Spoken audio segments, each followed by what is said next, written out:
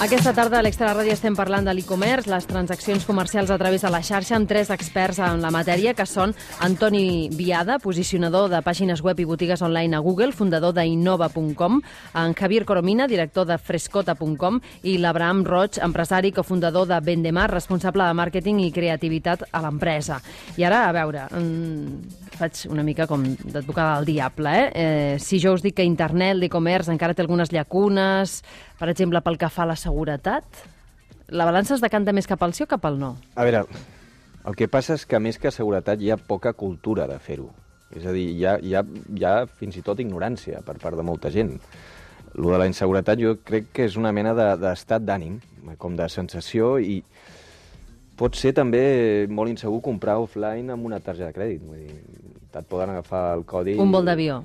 O sigui, pagar en una botiga offline, al carrer, amb targeta de crèdit, pot tenir un risc tan alt o més com online. És que, de fet, tant de risc té el que compra com el que ven, perquè el que ven per internet també està exposat a molts fraus d'usuaris especialitzats en retornar els diners i no retornar el producte, etcètera, no? Realment, si tu compres en una botiga i veus que és una empresa on hi ha una direcció física, on hi ha un NIF, on hi ha unes condicions de venda i tot està en ordre, no tens per què preocupar-te, perquè les transaccions de diners es fan normalment en les passarel·les dels bancs ja directament, no? Exacte, o sigui que avui en dia és més segur comprar per internet que comprar pel carrer. Jo diria que sí. Sí. Tu vas a un restaurant i quan se t'emporten la targeta... Què pot passar?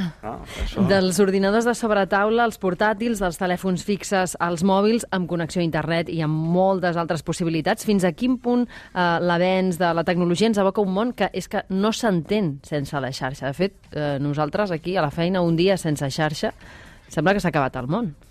És que estem molt acostumats. Jo me'n recordo fa 10 anys que venia a pàgines web i comentar-li a un client potencial, bueno, de fet és un client avui en dia, que fe servir el correu electrònic. I em va dir literalment que per telèfon i amb el fax anava de sobres, que una altra cosa que no el volia per res. O sigui, aquesta realitat d'una persona que fa 10 anys no feia servir el correu electrònic, avui en dia és amb tema internet, o sigui, depenent molt d'internet, perquè internet funciona tan bé, el tema del correu electrònic és una eina tan efectiva, el tema del Facebook ha revolucionat en 4 anys les comunicacions i la forma de treballar els polítics. O sigui, realment estem en un canvi i aquest canvi, aquest tema d'internet anirà canviant i s'anirà perfeccionant. O sigui, que encara tenim molt mercat per fer. I després hi ha una imatge que és reveladora, que és com es consumeix avui en dia als hogars la televisió. Tu pots tenir tota la família davant de la televisió, però cada membre de la família a la vegada pot estar amb el seu ordinador doncs enviant correus, mirant el Facebook i mirant la televisió a la vegada. Vull dir, és que es fa tot... Sí, no, jo tinc fills de 4 a 7 anys i realment ja no volen veure la televisió. Volen que els hi posi la pàgina del canal de televisió a internet i ells trien en cada moment els dibuixos que volen veure. No es tenen per què esperar-se. Els 3 us dediqueu a l'e-commerce, esteu aquí, sou catalans, teniu l'empresa muntada aquí, però on està la meca de l'e-commerce? Qui és el país que va al capdavant de tot? A veure si coincidim. Què n'opineu? Per exemple, a veure, per la meva esquerra, Abraham. Evidentment, Estats Units i Europa el Regne Unit. Sí, està clar. Sí, totalment d'acord. Però al final jo crec que també serà una qüestió més de la cultura dels usuaris que no pas del país, no? Quan passin uns anys i els que ara són nens siguin adults, jo crec que ja importarà poc si és a Espanya o si és a Anglaterra, no? Exacte. I hi ha moltes possibilitats, o sigui, moltes possibilitats pels catalans, perquè innovin, facin la seva botiga o la seva pàgina, o sigui, hi ha moltes possibilitats avui en dia. I en aquesta mateixa línia, el fet que no importa tant d'on ets, sinó el que fas i que estigui ben fet, quan algú es planteja fer una web, l'anglès, imprescindible? Depèn del que facis, perquè nosaltres fem ràdio en català i qui ens escolta ha d'entendre el català, en principi. Clar, depèn del teu públic objectiu. Exacte, és el teu target. O sigui, a nosaltres ens ha passat, avui mateix amb el Facebook hem col·locat diversos comentaris en català i un usuari d'un altre lloc que em deia, escolta, tradueix-la. I llavors al final el que hem optat, perquè si el teu perfil de clients està a Catalunya, escolta, doncs fes-lo en català. Si el teu perfil de clients està a Espanya, en castellà. O sigui, tu mateix acotes. O sigui, l'anglès no és necessari, sinó si realment vols vendre a tot el món, és imprescindible fer-la en anglès. Durant la publicitat nosaltres seguíem parlant i vosaltres dèieu, és que ara és un molt bon moment perquè la gent s'animi a muntar un negoci pensant en la xarxa, però si algú ens escolta dirà, però jo això necessito molts diners. Què és el que necessita, tenint en compte l'e-commerce i utilitzant aquesta eina?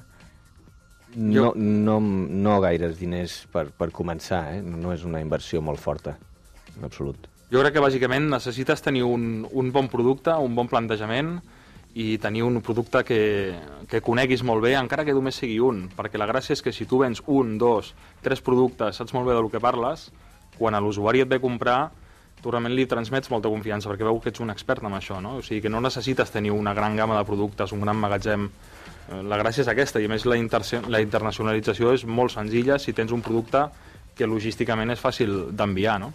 A més, jo faré una recomanació de que la gent sigui molt especialista en un tema concret. O sigui, agafi un ninxo de mercat i s'hi fiqui allà i sigui el líder en el seu ninxo de mercat, perquè llavors serà líder i serà referent.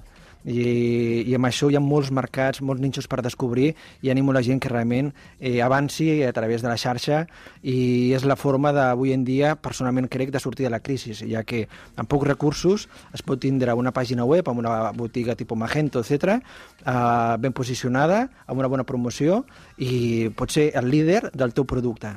Vosaltres conviviu amb la xarxa, viviu de les vostres bones idees, però sobretot de l'existència de la xarxa. Quins són els reptes que ha de passar amb internet, per exemple, Toni? Tu què creus que seria un dels reptes? Cap on ha de tirar o com ha d'evolucionar?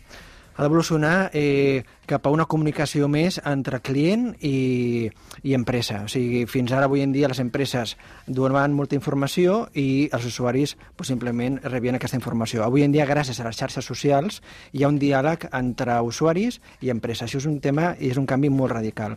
També un altre canvi molt radical que ve és el tema de l'internet mòbil.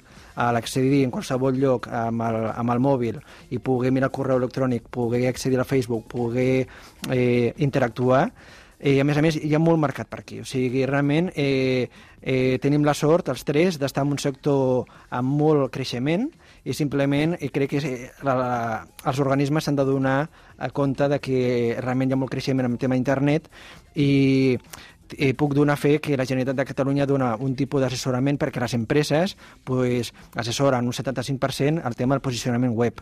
I això ho fa a través de Pimestic i la Cambra de Comerç de Barcelona. Llavors, què passa? Que empreses que no saben si estan ben posicionades o mal posicionades, simplement pagant 100 euros, ja que està subvencionada al 75%, o sigui, realment costaria 400 euros, llavors poden tindre un informe neutre de la Generalitat, de la Cambra de Comerç o de Pimestic, en el qual se li diu una sèrie de millores que han de fer a la seva pàgina web. O sigui, realment és un informe útil. Una auditoria. Exacte. Bé, aprofitaré que esteu els tres aquí, que sou especialistes, falta tan sols 1 minut i mig per acabar. Heu fet referència a les xarxes socials. Nosaltres tenim un Facebook, facebook.com/extraradi, tenim Twitter, tenim un blog, extraradi.com. A més, se'ns pot escoltar en directe a través dels aparells habituals, però també a través de la xarxa, a través de la web de Com Ràdio, d'aquesta ràdio. Com ens podem posicionar millor?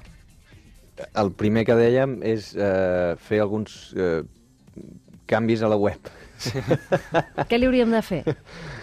Bueno, bàsicament és una web feta en Flash i això als buscadors no li agraden gaire, no? Es podria fer petites landing page, que n'hi diuen, que són pàgines d'aterrissatge, fetes d'una altra manera, optimitzades especialment perquè els buscadors la trobin i després ja passes cap a la pàgina que teniu, que és la mar de maca. I això ens costarà molt? Depèn. En principi no té per què costar molt. Depèn de la quantitat de continguts i pàgines que tingueu, però en principi no és una feina molt costosa. Bé, ara hem d'anar a publicitat, però nosaltres aprofitarem fora d'antena per seguir parlant una mica de veure com podem anar posicionant tot el que té a veure amb l'Extra Ràdio. Moltíssimes gràcies als tres. Crec que gràcies a tu. Teníem ganes de parlar i ara sabem moltes més coses. Gràcies, Javier Coromina, director de frescota.com, Toni Biada, posicionador de pàgines web i botigues online a Google, fundador d'Innova.com, i Abraham Roig, empresari, cofundador de Vendemas i responsable de màrqueting i creativitat a l'empresa. Fins la propera. Bona tarda, gràcies. Adéu.